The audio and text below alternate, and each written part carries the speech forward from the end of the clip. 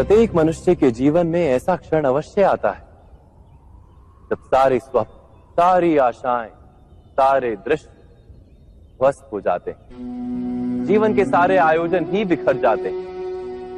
एक और धर्म होता है और दूसरी ओर सुख।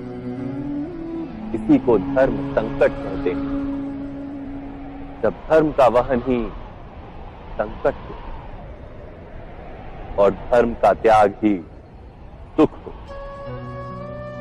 विचार कीजिए, कभी किसी स्वजन के विरुद्ध सत्य बोलने का अवसर प्राप्त हो जाता है, कभी ठीक दरिद्रता के समय सरलता से चोरी करने का मार्ग प्राप्त हो जाता है, कभी किसी शक्तिशाली राजनेता या राजा के कर्मचारी का अधर्म प्रकट हो जाता है। सबके जीवन में ऐसी घटना बनती ही रहती है। अधिकतर लोग ऐसे किसी क्षण को धर्म संकट के रूप में जान ही नहीं पाते। हमें किसी प्रकार के संघर्ष का अनुभव ही नहीं होता।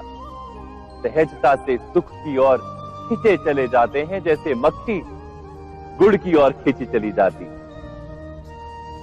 वास्तव में धर्म संकट का क्षण ईश्वर के निकट जाने का क्षण होता है।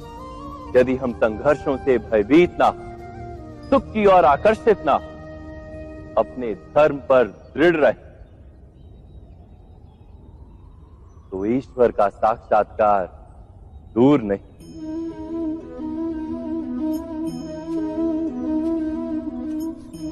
पवन से युद्ध करने वाला पत्ता यदि पेड़ से गिरता है तो भी आकाश की ओर उठता है। पवन से झुकने वाली घास वहीं भूमि पर रह जाती है। अर्थात धर्म संकट से यदि हम संकट को ही टाल दें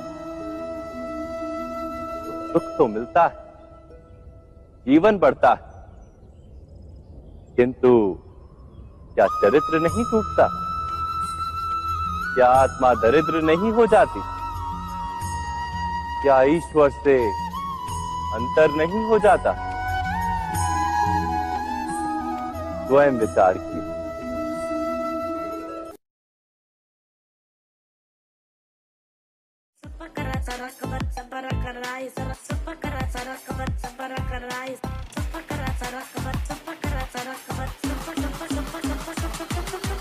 Please subscribe to my YouTube channel, guys. Whatever.